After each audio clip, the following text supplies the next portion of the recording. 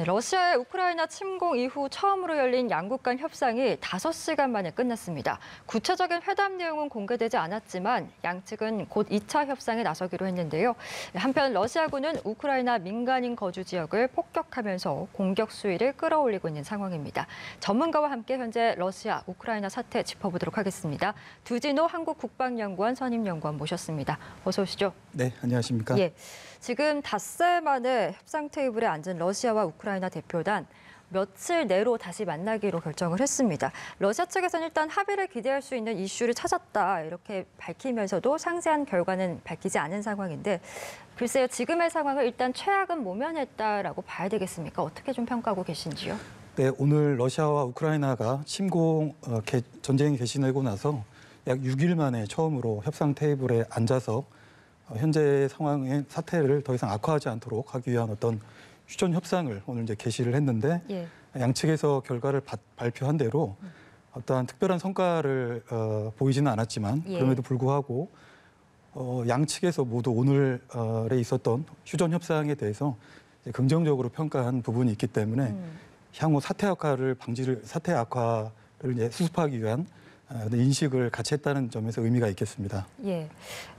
최악의 상황은 모면했다 이런 평가신데 지금 젤렌스키 우크라이나 대통령이 이제 주요 이슈로 즉각적인 휴전과 우크라이나 영토 내 러시아 철수를 밝혔습니다. 그러면서도 러시아 측에서 일부 시그널을 얻었다 이렇게 밝힌 상황인데 예상보다 우크라이나의 저항이 강하면서 러시아가 좀 출구 전략을 모색하는 게 아닌가라는 생각도 들거든요. 향후 협상은 좀 어떻게 전개될 것이라고 예상하시는지요? 네, 휴전 협상이 오고 간 것이 러시아가 우크라이나를 침공하고 나서 3일 만에 이런 제안이 양측 간에 오고 갔고 또 전쟁이 시작되고 나서 6일 만에 휴전 협상이 이제 최초로 시작이 되었습니다.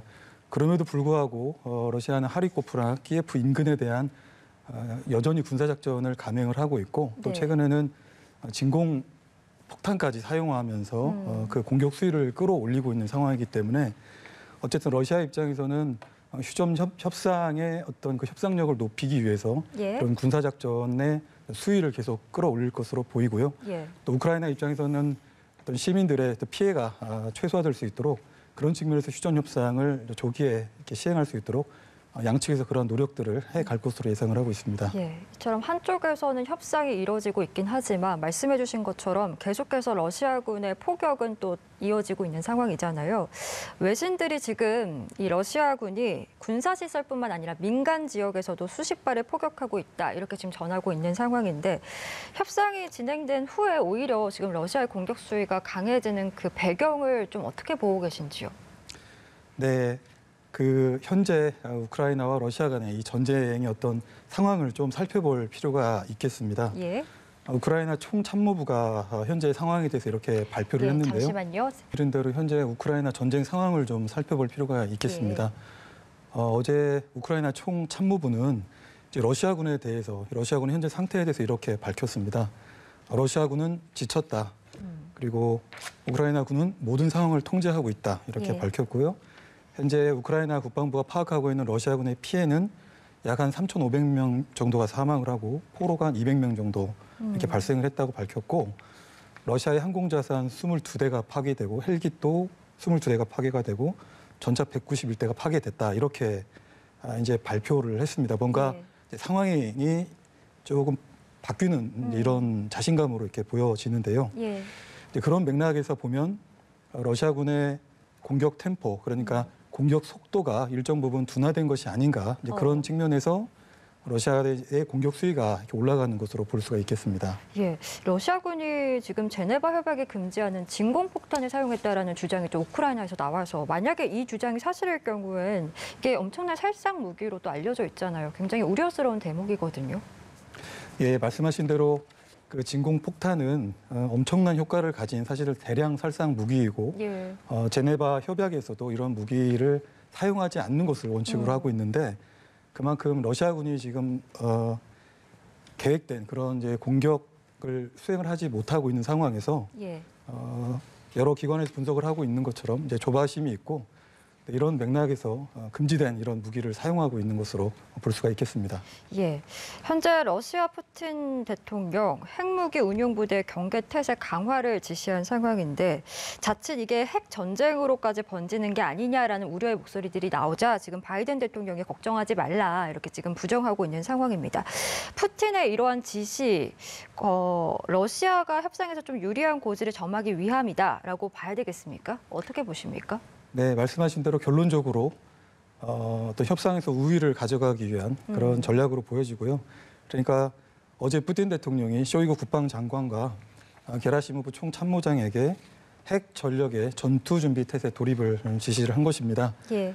이제 금융권에서 스위프트 그러니까 테러 제재 3단계 조치로 미국과 유럽연합이 러시아를 사실상 국제 결제 시스템에서 퇴출을 시켰는데 또 그에 대한 대응으로 러시아는 이렇게 핵 전력으로 응수를 했다 이렇게 볼 수가 있는 것이고요. 예.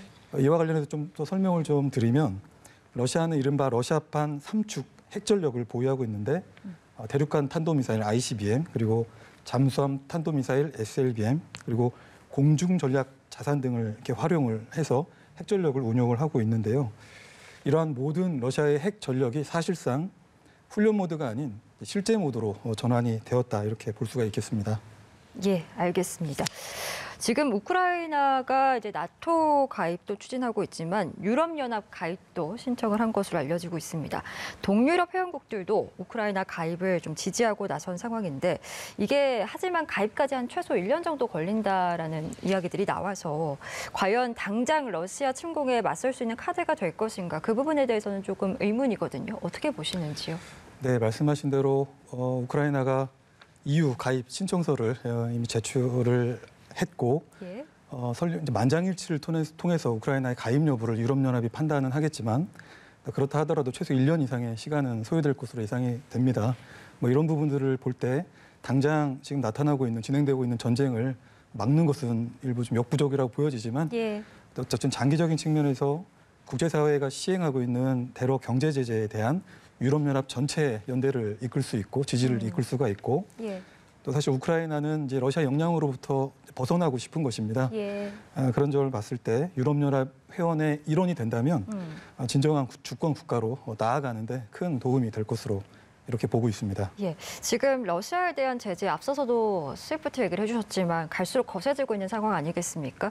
지금 미국은 이제 러시아 중앙은행 거래도 중단했고 영국은 세컨더리 제재 도입까지 검토하고 있고 일본 역시 제재에 동참하고 있는 상황인데 이런 상황에서 지금 올해 러시아가 국가 부도를 선언할 수도 있다 이런 전망도 있더라고요. 실제로 그럴 가능성도 있다고 보십니까?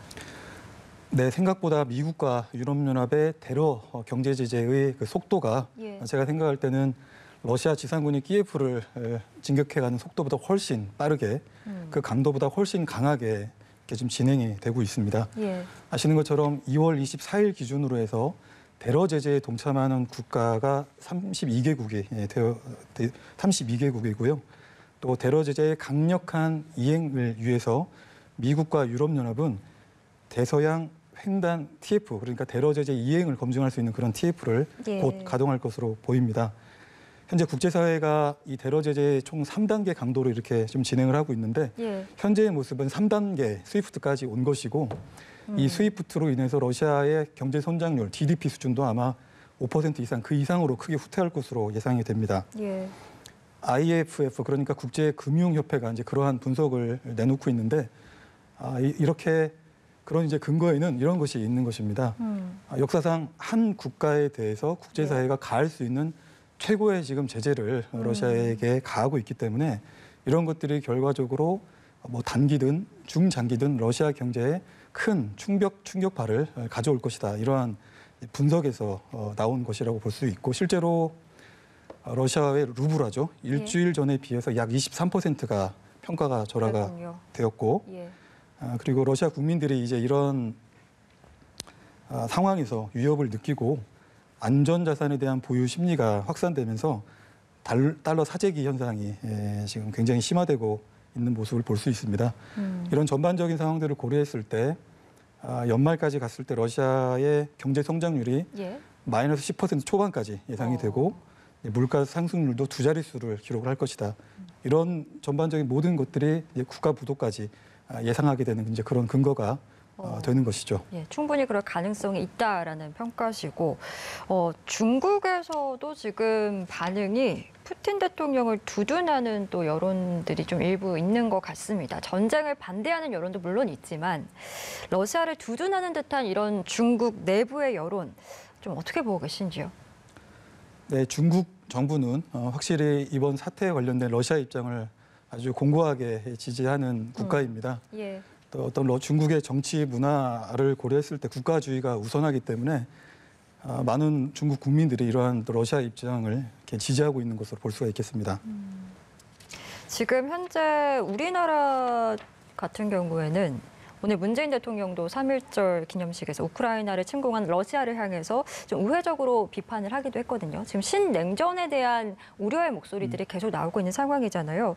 우리나라도 테러 제재 일부를 지금 동참하고 있는 상황이긴 한데 추가적으로 더 뭔가 제재를 해야 한다라는 이 여론에 대해서는 좀 어떻게 보시는지요? 네, 대통령께서도 오늘 3.1식 기념식 메시지에서 러시아의 무력 침공을 규탄하고 또 대화를 통한 사태 해결을 촉구하는 그런 메시지를 이렇게 전했다고 저는 좀 평가를 하고 있고요. 예.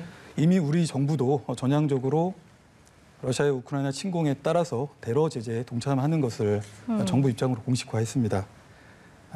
그래서 앞으로 테러 제재의 그 분야에 대해서도 좀 미국과 많은 협의가 이루어지고 있는 것으로 알고 있고 예. 우리가 참여하는 테러 제재의 분야도 그만큼 확정될 것으로 예상이 됩니다. 예, 사실 가장 이제 우려되는 부분, 물론 전쟁에는 반대를 해야 되지만 우리 경제에도 굉장히 안 좋은 영향을 주기 때문에 이런 부분들이 중요한 거 아니겠습니까? 우리가 앞으로 취해야 할 스탠스, 올바른 스탠스는 뭐라고 좀 생각하시는지요? 네, 말씀하신 대로 우크라이나 사태가 벌써 세계적 차원에서 경제 인플레이션을 추동을 하고 있습니다. 예. 이미 여러 주유소에서 리터당 기름값도 1,700원, 1,800원을 넘어가고 있고 뭐 일각에서는 2,000원까지도 지금 예상을 예. 하고 있는 상황이고요. 이런 서민 경제의 어려움을 고려해서 정부에서도 유류세 인하 연장과 같은 전향적이고 적시적인 조치들을 검토하고 있는 것으로 이렇게 나와 있습니다. 특히 러시아와 우크라이나에 진출해 있는 우리 기업의 피해가 가장 심각할 것으로 이렇게 보입니다. 여러 분석들을 종합해 보면 이 현지 기업들의 내수가 30% 이상 감소하거나 뭐 최악의 경우에는 이 사업장 철수까지 지금 거론되고 있는 상황이기 때문에 이런 부분에서 우리 정부도 아주 그런 상황들을 긴밀하게 모니터링하면서 적극적인 지원을 할 것으로 이렇게 예상이 되고요.